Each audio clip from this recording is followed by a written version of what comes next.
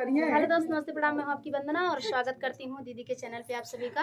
और हम लोग एक प्यारा सा गीत सुना रहे हैं, कैसे लगेगा कमेंट बॉक्स में बताइएगा। और अभी मेरा कोटेदार पे गाना शूट होगा, सब लोग उसमें शामिल होंगी और आप लोग देखिएगा वीडियो। और हम लोग रहेंगे को रातल लेने वाले।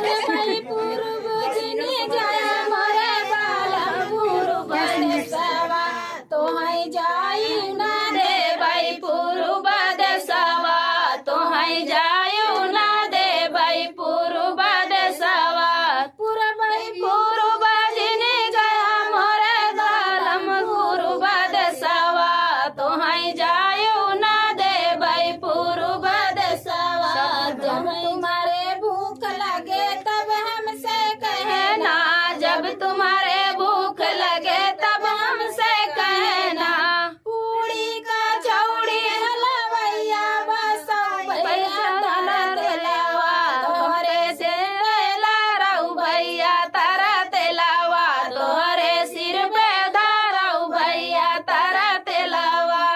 पूरे भाई पूर्व जिन किया मोरे राजा पूर्व देशवा, तोहई जायू ना दे भाई पूर्व देशवा, तोहई जायू ना दे भाई पूर्व देशवा।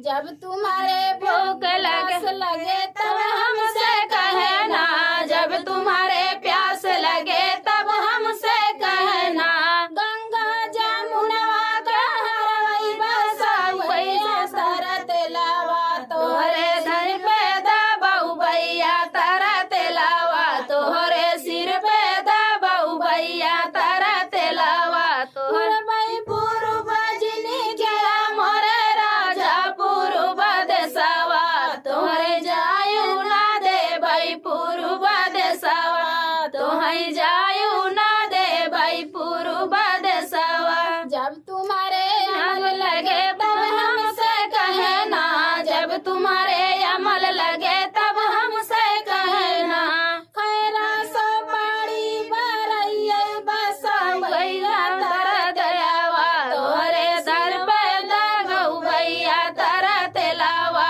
तोहरे सिर पे लगऊ भैया तारा तेलावा।